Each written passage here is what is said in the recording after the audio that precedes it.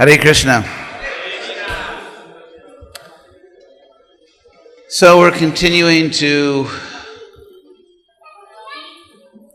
explore these beautiful 8 stanzas, Damodara Ashtakam.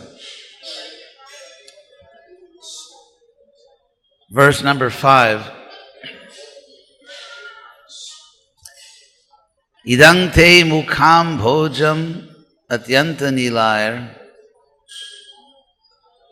vritam kuntalai snigdha raktais chagopya muhus chumbitam bimba raktadharam me manasyavirastam alang lakshalavai. This 5th verse is a meditation on Krishna's face. It's a meditation on Krishna's beautiful face. And another interesting feature of these Damodar prayers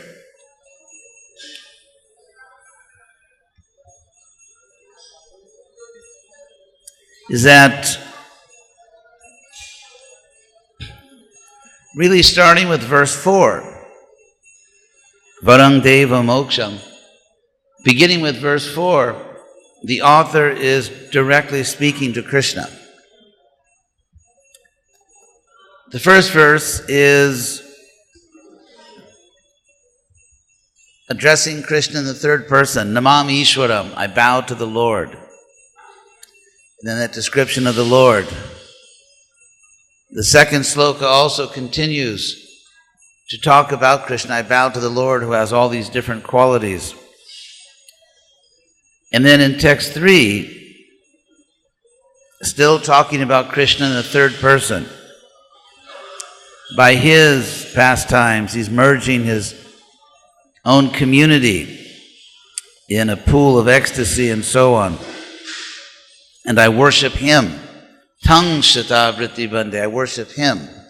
So the first 3 slokas, not actually sloka, but the first 3 verses, the author is worshiping Krishna, glorifying Krishna in the third person. But that changes in verse 4, where the author says, Varang Deva, O God. So after having spoken about Krishna for 3 verses, in the 4th verse, the author directly addresses Krishna and says, O God, Deva, Varang Deva Moksham, that I don't want all these other boons, and this body of yours, Idang te vapur, this body of yours, as a cowherd boy, Nata, O Lord, O Master, let that always manifest in my mind. What is the use of other boons? So in verse 5, the author continues to address Krishna directly in the second person, saying, Idang te, te means yours. Idang te mukham bhojam, this lotus face of yours. Atyanta nilayar pratam kuntalai, which is surrounded by Britam, surrounded by curling hair, waving hair, kuntala, which is atyanta nila. Atyanta nilayar means exceedingly blue. Just like, for example, Jagannath Puri is called Blue Mountain, Nilachala. Or Balaram is called Nilambara, because he has blue clothes, Nilambara. So, Krishna's hair is exceedingly blue, but it's the idea that it's dark hair, which is so somehow looks blue, just like mountains. Mountains aren't literally blue. But sometimes they're so dark with vegetation, so rich with vegetation, that all around the world there are places called the Blue Mountains, or the Blue Range, or Nilachala in India. In America, in Virginia, there's the famous Blue Ridge Mountains. And so it's sort of in the eye of the beholder, this beautiful dark hair that is exceedingly bluish because it's so dark and beautiful. So this lotus face of yours, which is, and even the word for surrounded by, there's all kinds of poetic touches in the Sanskrit composition here, because the word surrounded here is vritam, which also means chosen. The previous verse, Varang Deva Moksham Namokshavadim Va, Lachanyam Brinnehang Paresha, all those repetitions of different forms of the word vara, choice, I don't choose anything else. And so here you have the same word, brita, but in its other meaning. Here meaning not what was chosen, brita, but surrounded by. So it's sort of a poetic reference to that same word. So vritam, so that this lotus face of yours, which is surrounded by exceedingly blue hair, which is reddened by the affection of Mother Yashodha, because Muhus Chumbita, because that face of yours, which is surrounded by exceedingly blue hair, is always kissed. Chumbita, or chumba, is actually in what is called in English poetics an onomatopoeic word. It means it's a word which sounds like what it describes, like boom, like the word boom. You know, that's kind of the sound it makes, boom. And the word chumba is a kissing sound, chumbita. So it's an onomatopoeic word in Sanskrit. So muhus, constant, always chumbita, that face is always kissed by the gopi, which in this song means Mother Yashodha, just like in the first verse. Param rishtamatyantato dhrutya gopya, that Krishna is fleeing from Mother Yashodha, but then he's caught, param rishtam, caught by the gopi, which refers to Yashodha. So here also, gopya, by the gopi, means Yashodha.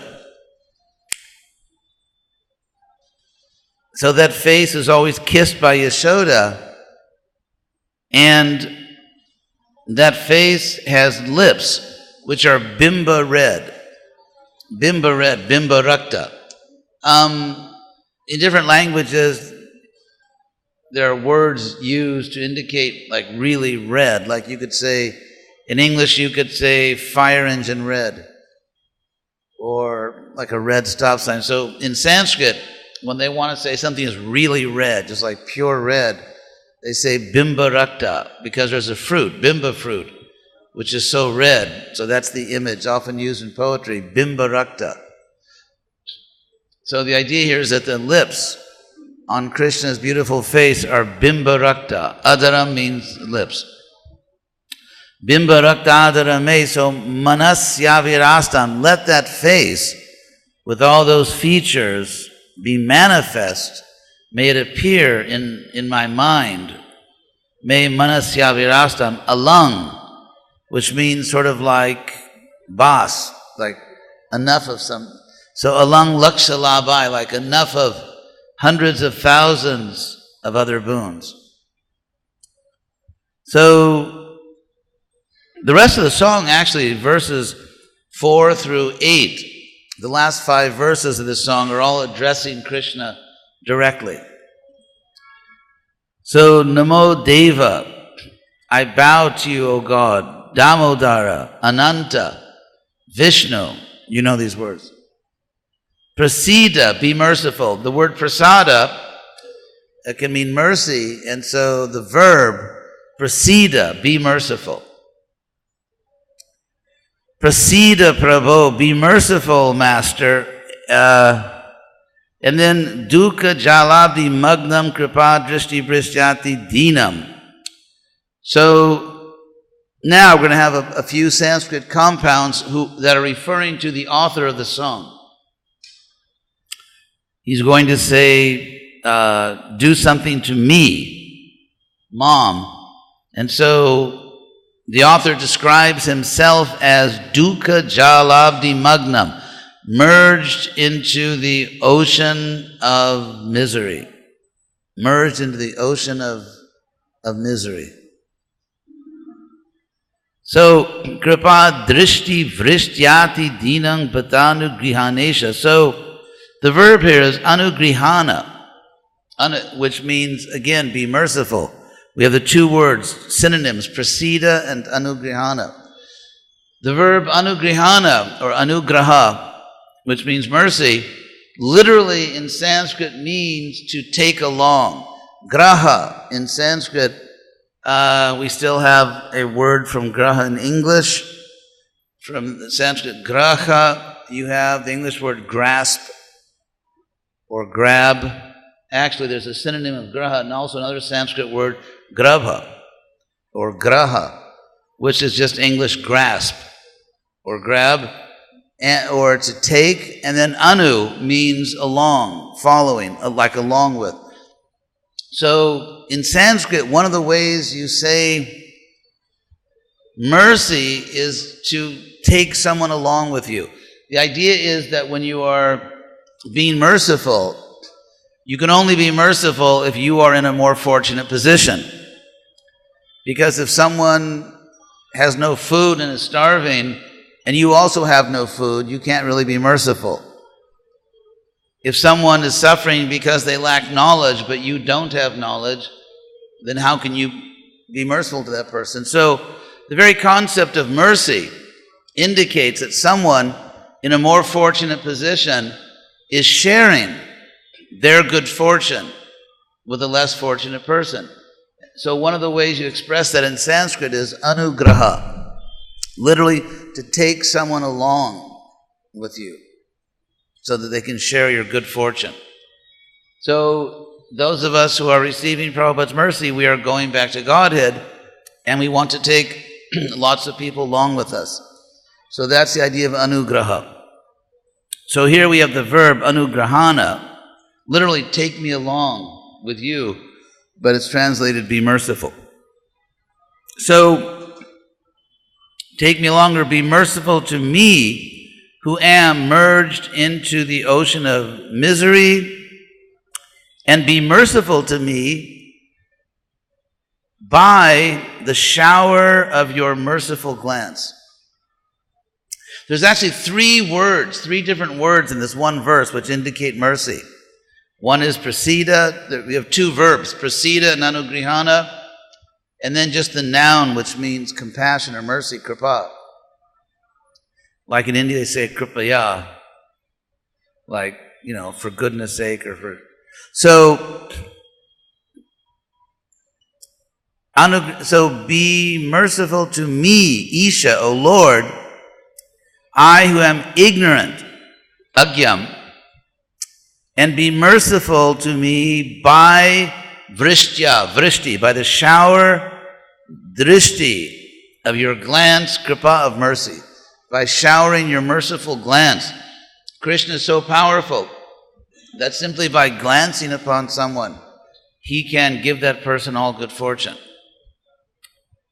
That's why we go in front of the deities, hoping the deity will glance upon us. And simply by that glance, make us fortunate. So, the author says, please, by the shower of your merciful glance, be merciful to me who am merged in the ocean of mercy, and I who am ati dinam, which means exceedingly wretched, or too wretched. And then finally, adhyakshi drishya. Adhi, as you may know, is the irregular, second person, singular, imperative of the verb us, to be. So adhi simply means be. it's the command, be, to a person, be akshi drishyaha, visible to my eyes, be visible to my eyes. It's interesting, the author has prayed for Krishna to appear twice, has prayed to Krishna to appear in his mind. Now he's saying, be visible to my eyes. And again in this verse, which is verse 6, there are 3 different words which are appeals for mercy. Synonyms. So then in verse 7, Kuveratmajo baddhamurtyaiva jadvat, the author is encouraging Krishna to be merciful and saying, come on, you were merciful to other people, me too. Like a child may go to the parents and say, you gave a piece of cake to my brother or my sister, so I also should get a piece of cake. So, yadvat, which means just like, just as, kuveratmajo. In Sanskrit nouns, they can be singular, plural, and also dual. So the dual form for a Sanskrit noun that ends in a short A is au. Oh, that's why in the Song to the 6 Goswamis, it's a very unusual and striking poetic composition because the author has divided the 6 Goswamis into 3 pairs and then composes the whole song in the dual form. So Bande Rupa Sanatanao, again 2, that's the dual ending. Ragu Yugo, the 2 Ragus, and Sri Jiva Gopala Ko.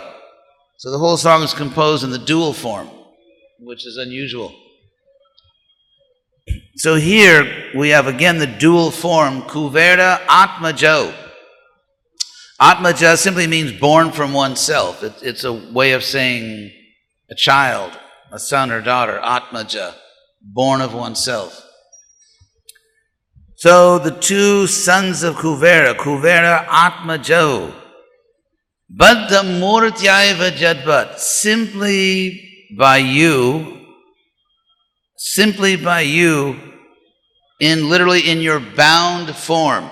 Murtya means by the murti, by a particular form.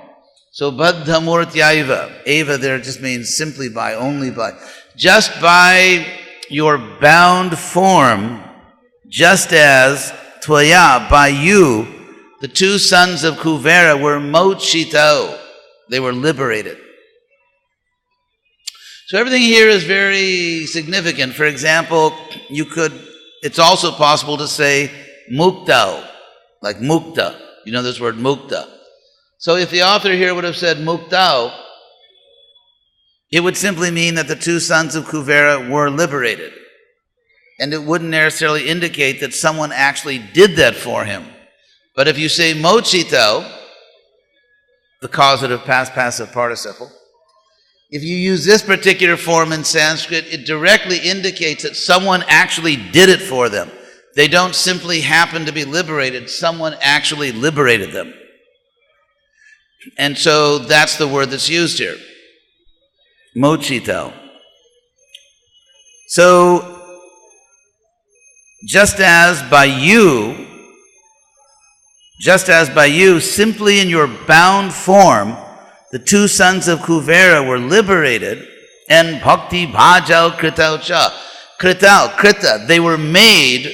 Kritau means that the 2 of them were made bhajal, recipients, bhakti of bhakti.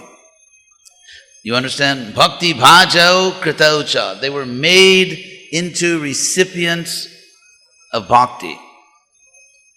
Simply by you, just by your bound form.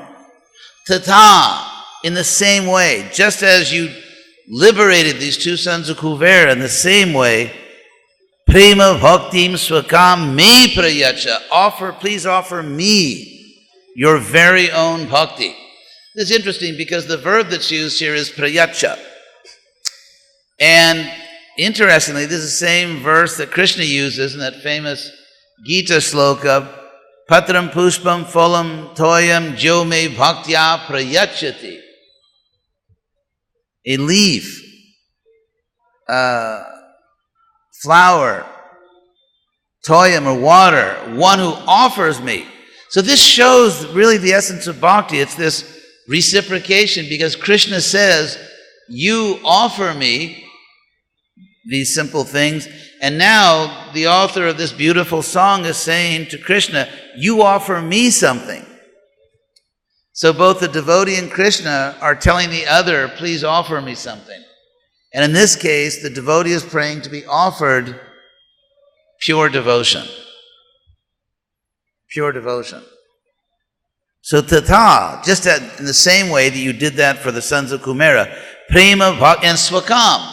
Swakam is also interesting because in Sanskrit, if the author simply wanted to say, offer me your own devotion, you could just say swam. Swam means one's own. But swaka, by adding the ka, it means your very own. In Sanskrit, by adding the suffix ka, it makes something more intimate. And for example, you can say Radha, but a more affectionate term is Radhika or Gopika. And so here you have swaka, your very own bhakti. So that's the significance of swakam, that offer me your very own bhakti. Because, and then the author assures Krishna, namokshe graho mesti damodareha, which a translation that sounds natural in English would be, in this life, I am not trying for liberation. So one of the ways you can say, I am not trying for liberation is that, namokshe, not in liberation, graho me, an effort, a grasping on my part, asti exists. Iha, Damodara iha. Iha means in this life. So Damodara, in this life, I'm not grabbing for liberation. I'm not trying for liberation.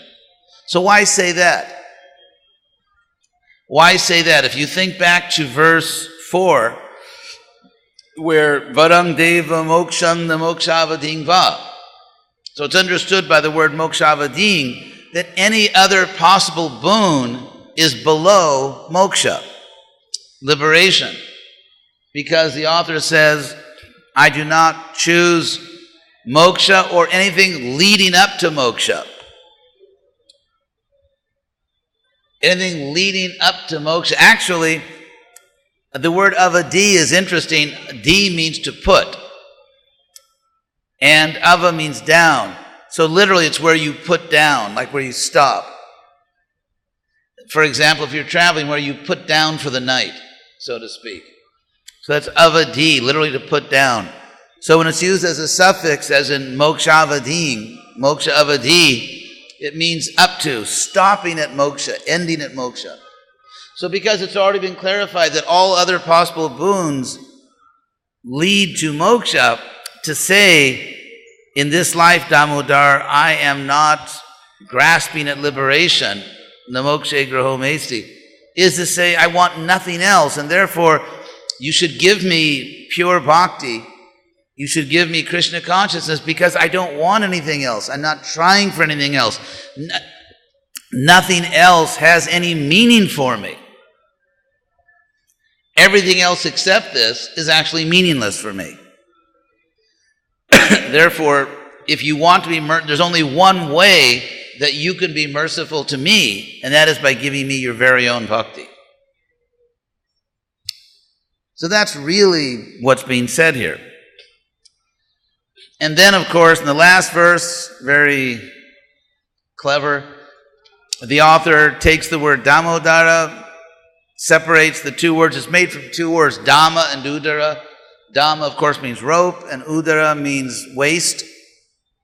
Rope waist. Lord Rope Waist. So, obviously, he got this name because Mother Yashodha tied a rope around his waist. So the author separates these two words, Dhamma and Udara, and worships both of them. Worships the rope and worships the waist. So, Namaste-stu Dhamne.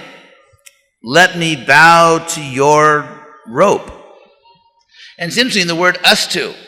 which means let it be, let something be. It's an imperative. In other words, let me bow. So by using the word astu here, in conjunction with talking about himself, the author is actually commanding himself. The author is actually commanding himself and saying, let me bow. Let me bow to your rope which is Spura Deepti Dhamne. Dhamne, which is the abode of glaring effulgence, of light. Deepa, you know, in Sanskrit means a lamp or a light. Deepavali, the row of lights, the light row, row of lights is Deepa, Avali. Avali means row. And so here, and Deepta means sort of like on fire or glowing, and here you have the word Deepti, which is like a glow, brilliant glow. So Deepti Dhamne, let me bow to your Dhamma, is the Dhamma, with an H, of this glaring light, this effulgence. And then Tvadiyodarayata, and Atta means then, and then let me bow unto your waist, or your stomach, which is the abode of the universe. So we're clearly going up in scale here. The rope is the abode of great effulgence, but the waist is the abode of the universe. So, namaste stu dhamne spura deepti dhamne tvadiyo darayata vishwasya dhamne, and then namo radhikayai, which means something like, I bow to dear Radha. Radhika means like dear Radha. Namo radhikayai tvadiya priyaya, your beloved. I bow to dear Radha, your beloved. Namo radhikayai tvadiya priyayai, namo ananta lilaya. I bow to the one who has infinite pastimes. Infinite pastimes. The word anta, we have in English from Sanskrit, end. E-N-D. End is ant, end. And so ananta means endless, infinite, unlimited. So I bow to the one whose pastimes are unending, unlimited, infinite. And then I bow to God, to you. So it ends very beautifully. It's a very classic song. It's a very classic Sanskrit composition. The last line is, I bow to he of endless pastimes, unto God, unto you. So it ends, it has what in Hollywood they call bookends.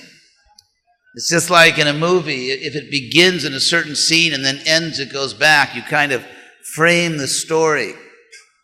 And so this song has that kind of frame around it because it begins and ends with very classic statements. It begins with the simple statement, Namam Ishwaram, I bow to the Lord. And it ends by saying, I bow unto God, unto you.